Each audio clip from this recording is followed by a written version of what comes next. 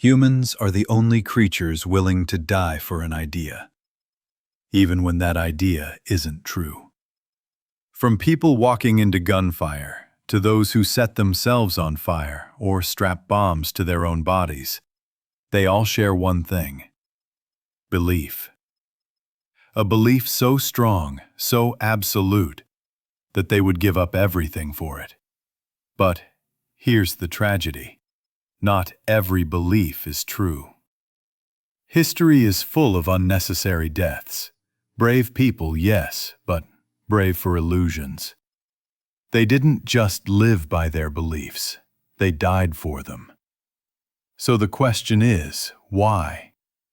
Why would someone trade their one and only life for something that doesn't exist? The answer lies deep within us. The human brain wasn't built for truth. It was built for survival. It's better to mistake a shadow for danger than ignore it and be eaten. That instinct kept our ancestors alive, but today it's the same instinct that makes us cling to false beliefs, even when they destroy us. History is soaked with the blood of people who died for things that were never real. Entire civilizations have marched into war, burned cities, and sacrificed generations, all for beliefs built on myths, legends, and misunderstandings of the world. Some died convinced the world would end on a certain date. Others gave their lives believing they'd be rewarded in heaven. Millions fought and killed in the name of gods who never answered, prophets who never returned, and promises that were never fulfilled.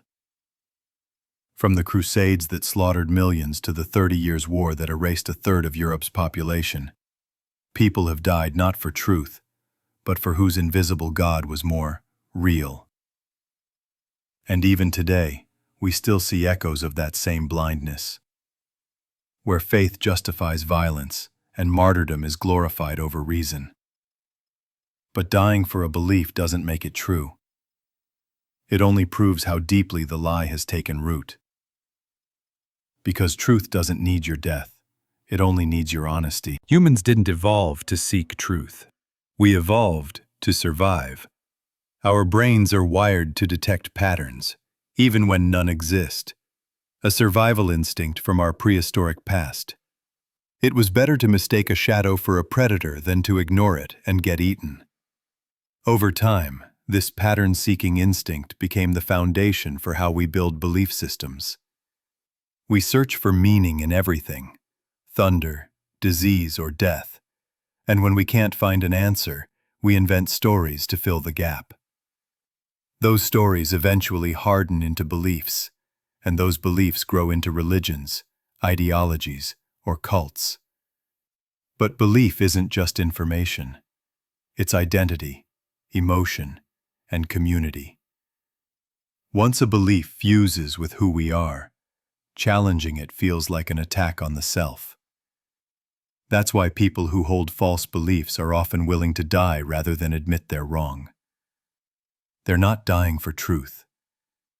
They're dying to protect their ego and psychological safety.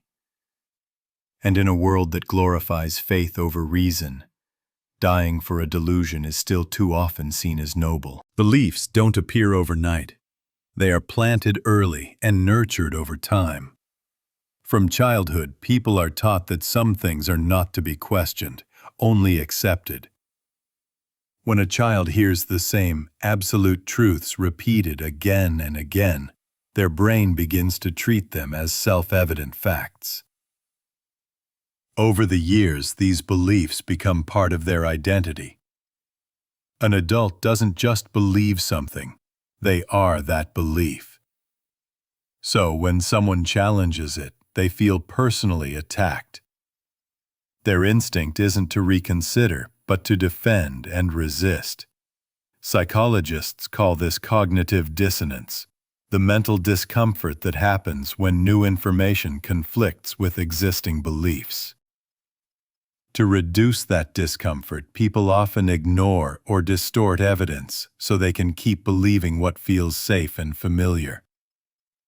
Gradually, beliefs turn into psychological armor, not because they're true, but because they provide emotional security. And that's why false beliefs can become so deeply rooted, surviving even in the face of overwhelming evidence. Beliefs aren't just ideas in the mind. They become a part of who we are. When someone holds a belief long enough, it fuses with their personal identity, shaping how they see the world and themselves.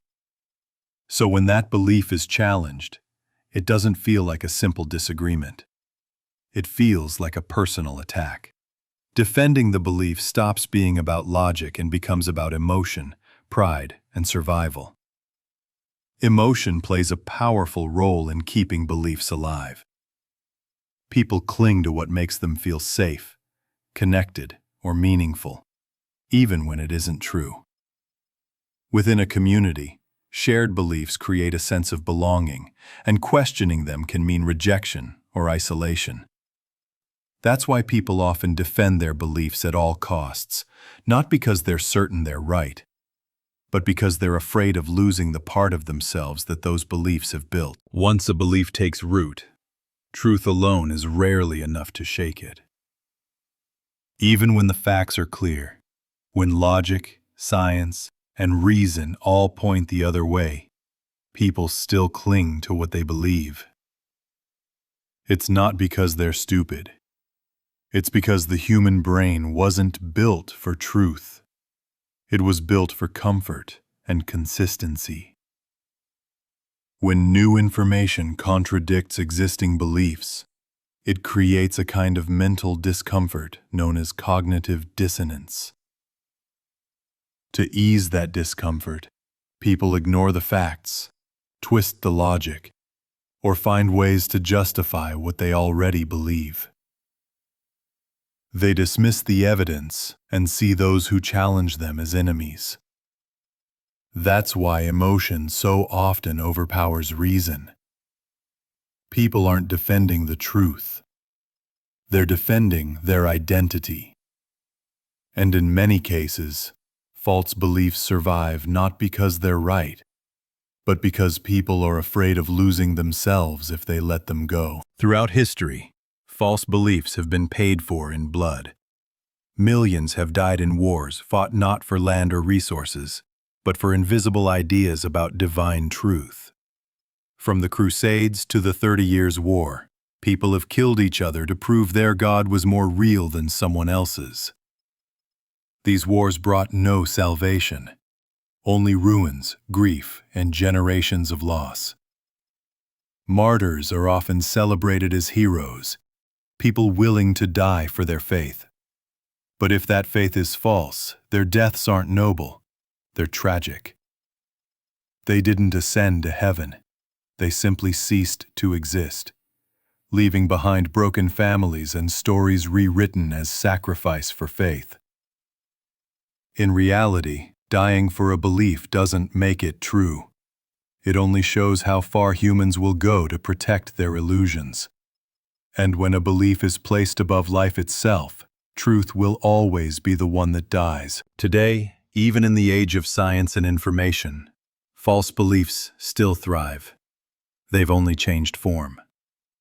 People no longer just believe in gods or miracles. Many now put their faith in conspiracy theories, superstition, or extreme ideologies. From those who claim the earth is flat to those who refuse vaccines believing they're part of a global plot. False beliefs still kill people. They just wear a more modern mask. And in the age of social media, lies spread faster than truth. When millions believe the same nonsense, it starts to look like collective truth. Many reject scientific evidence and reason simply because belief feels safer than doubt. But a lie repeated 1,000 times is still a lie. And when belief is built on emotion instead of reason, it doesn't just blind individuals. It paralyzes entire societies. Not everyone who believes something false is stupid. Most are just afraid of being alone. When everyone around you believes the same thing, doubt becomes dangerous. In religious or extremist communities, questioning can cost you your friends, your job, or even your life. Humans are social creatures, wired to belong, so we'd rather accept a lie than face isolation. When forced to choose between being accepted and being right, our survival instinct almost always picks the first. This is why false belief systems can survive for centuries. People pretend to believe, and eventually, they really do. The cycle of conformity repeats itself, generation after generation. In a world where belief is rewarded and doubt is punished, truth never gets a chance to speak. Humans don't just believe. They need meaning to live. Belief systems, whether true or false, give people a sense of purpose, control, and sacrifice. When life feels chaotic, belief becomes an anchor, something that makes people feel they're part of something greater. But that's the trap. When meaning is built on falsehood, it becomes an illusion disguised as truth. Those who die for false beliefs don't make those beliefs any truer. They only reveal the power of human self-deception. Their deaths are often praised as noble acts, but in reality, they are sacrifices made for a story that isn't real. And that story keeps being passed down, feeding new generations of blind faith. Many people think that dying for their beliefs is noble, that such a sacrifice gives meaning to what they believe. But dying for a belief doesn't make it true.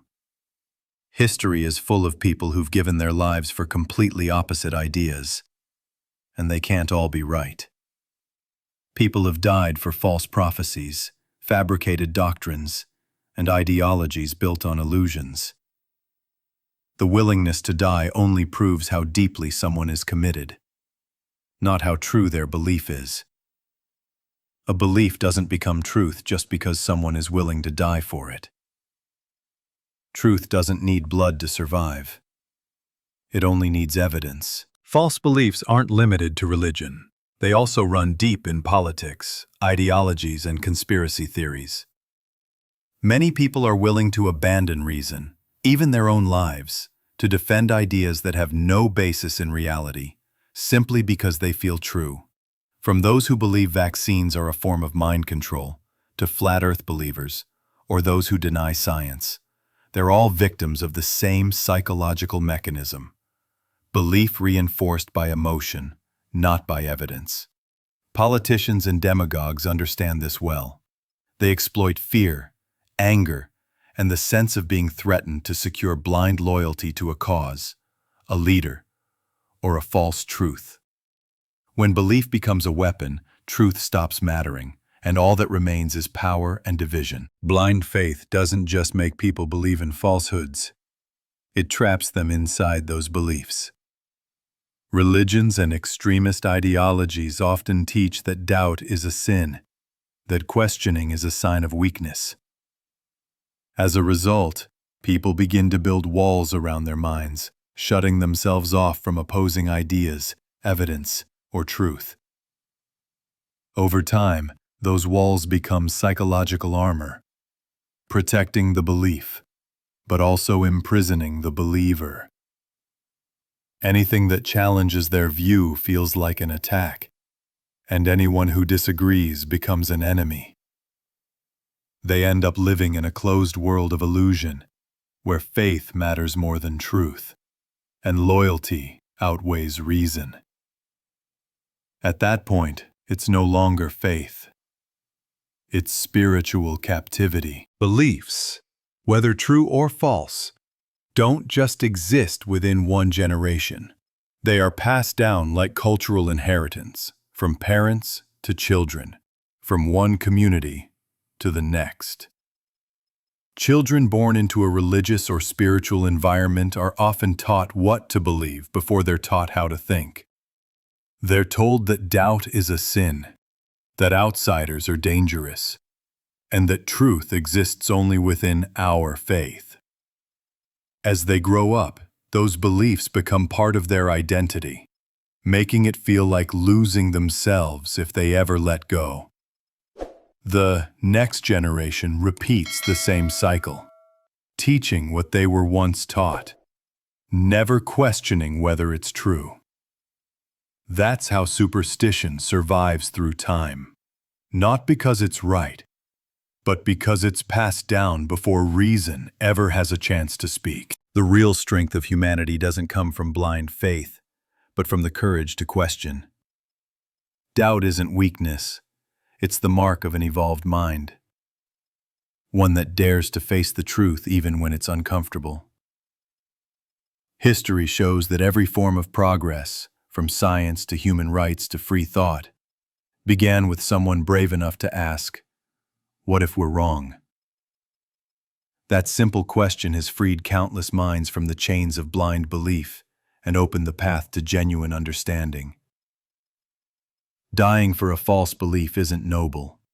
It's a tragedy of a mind trapped by illusion. The world doesn't need more people dying for things that aren't real. It needs more people who are willing to think, to question, and to learn. Because truth doesn't need to be defended with lives. It only needs honesty, reason, and the courage to face reality.